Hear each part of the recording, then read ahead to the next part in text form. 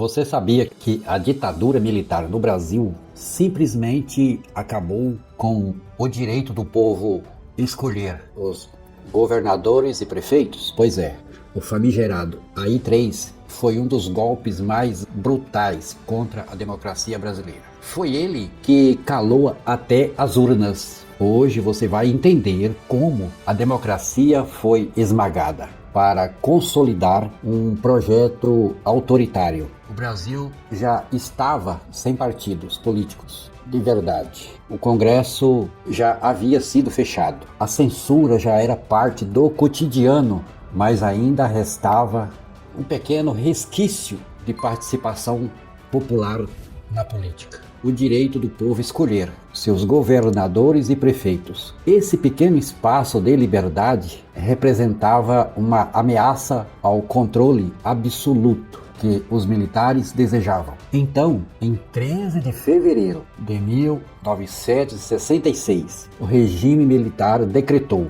o AI-3, um instrumento para acabar de vez com qualquer possibilidade de oposição. Fala pessoal, Cid Vieira aqui e você está no canal que descomplica a história do Brasil, principalmente a ditadura militar, com profundidade e sem passar pano. Já se inscreva no canal, já deixe seu like, compartilhe esse vídeo, porque o tema de hoje é essencial para você entender como a ditadura brasileira tentou apagar o poder do povo. E para você entender melhor, passo a passo, clique em cima depois que você assistir esse vídeo, você clica em cima do canal, que lá vai aparecer os vídeos anteriores. Você vai encontrar, primeiro, o que foi a ditadura e seus arquitetos. Depois, o ato institucional número 1, número 2 e agora número 3, o 4 e o 5, que foi o mais longo,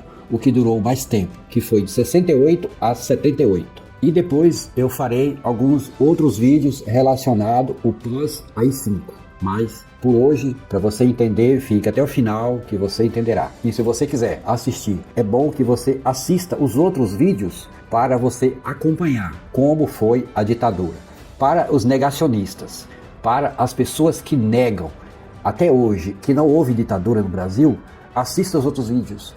Vão ver como foi arquitetado, quem arquitetou, quem estava por trás, quem financiou e depois os atos institucionais. E como foi tudo preparado, tudo planejado minuciosamente. Como a ditadura brasileira tentou apagar o poder do povo, até mesmo o direito de votar. Depois desse período do AI-3, as pessoas só poderiam votar para cargos legislativos, que eram os deputados, que a maioria os senadores e vereadores. Mas mesmo assim, os que as pessoas votavam, a ditadura escolhia outros. Tinha a votação e após a votação era escolhidos quem ia participar da vida política.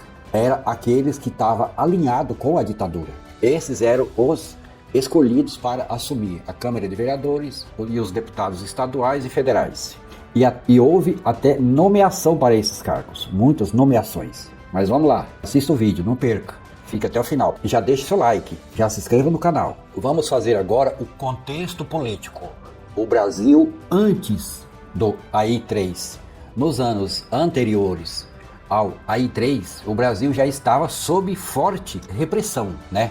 Desde o AI-1, que já havia cassado mandatos, direitos políticos e suspendido a garantia do habeas corpus, e veio o AI-2, que extinguiu os partidos políticos e criou o bipartidarismo forçado, chamado Arena, né, que era o partido governista, e o MDB, que era a suposta oposição tolerada. O Congresso foi fechado e reaberto apenas sob controle do regime. A censura à imprensa, ao teatro, ao cinema, literatura, músicas se tornava cada vez mais comum. Ainda assim, as eleições diretas para governadores e prefeitos continuavam existindo em muitos estados e municípios. E isso incomodava o alto comando militar, onde o povo ainda votava e a oposição poderia vencer, e isso o regime não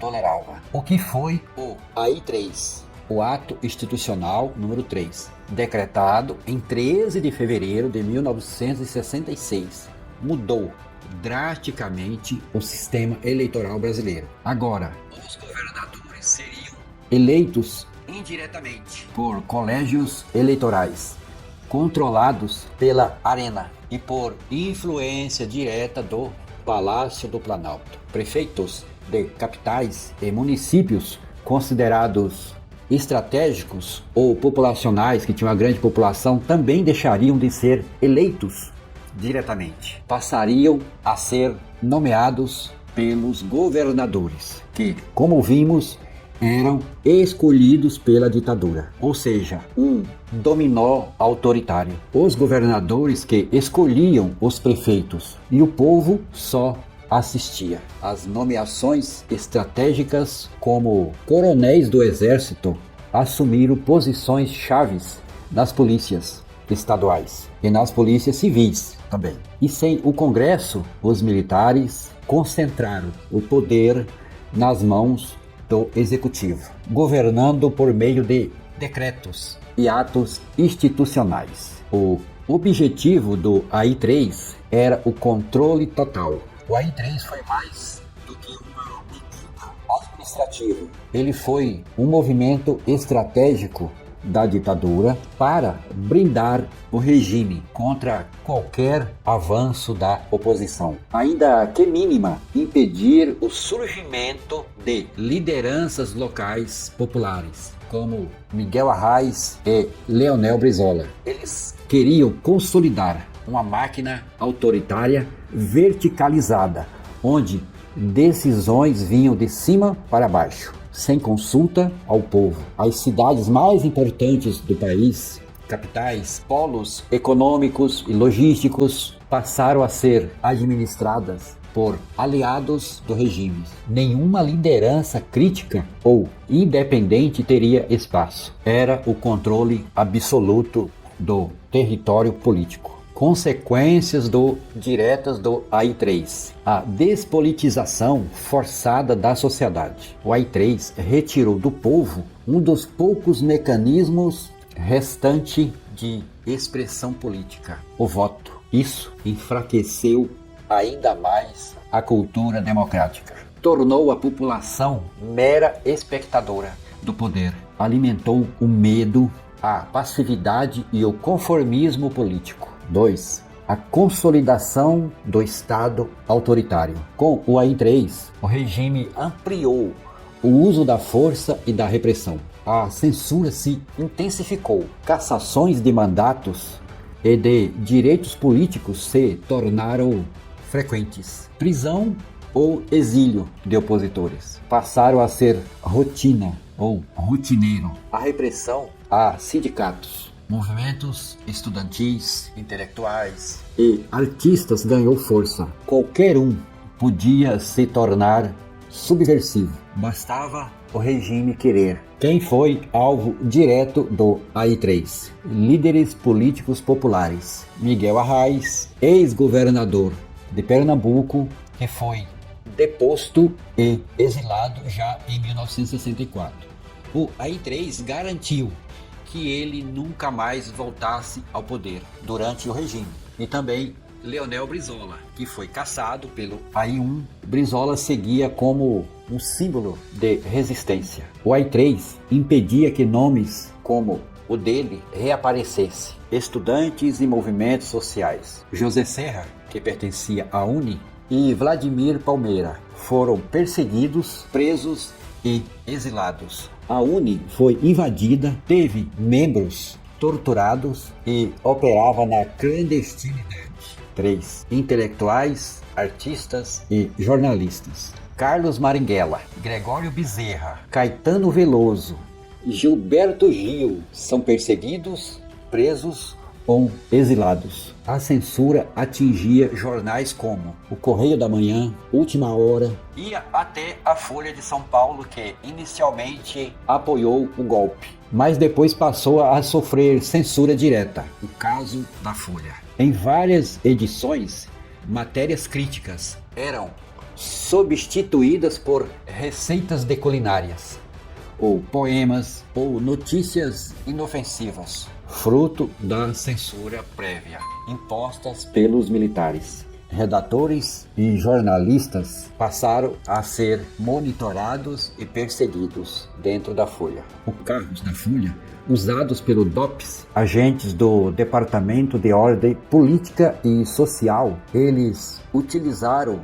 veículos da empresa para perseguir e prender opositores. Salas dentro do prédio da Folha foram usadas para interrogatórios políticos contra jornalistas e funcionários considerados de esquerda. Contratação de militares. A ligação entre empresários da imprensa e agentes do regime era estrutural, não apenas ideológica. 4. Prefeito e vereadores eleitos nas capitais e grandes cidades. Prefeitos eleitos foram removidos e substituídos por nomes indicados pelos governadores nomeados. A democracia local foi completamente desmontada. Sindicatos e trabalhadores, sindicatos passaram por intervenções diretas do governo. Só bastava dizer que o cara era líder de uma classe operária, isso bastava para o cara ser preso.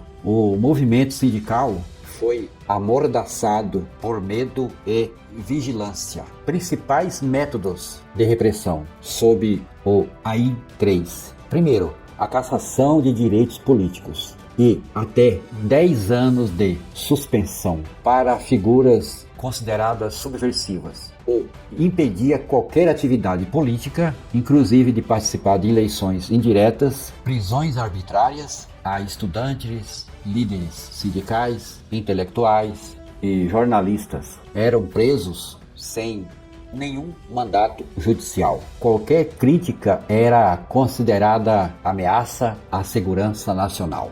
Exílio forçado a nomes como João Goulart, Juscelino Kubitschek, Miguel Arraes, Leonel Brizola, foram forçados a sair do país ou ameaçados de prisão. Tortura e violência. Os centros de temido DOI-CODE se multiplicaram pelo país. Tortura e desaparecimentos e execuções tornaram-se políticas de Estado, mesmo sem base legal no AI-3. Eleição como ilusão. A partir do AI-3, as eleições virou uma encenação controlada. Os governadores e prefeitos estratégicos passaram a ser escolhidos por acordos internos, não pelo povo. E para concluirmos, o AI-3 foi uma engrenagem fundamental da máquina de repressão militar no Brasil. Os generais conseguiram calar as urnas,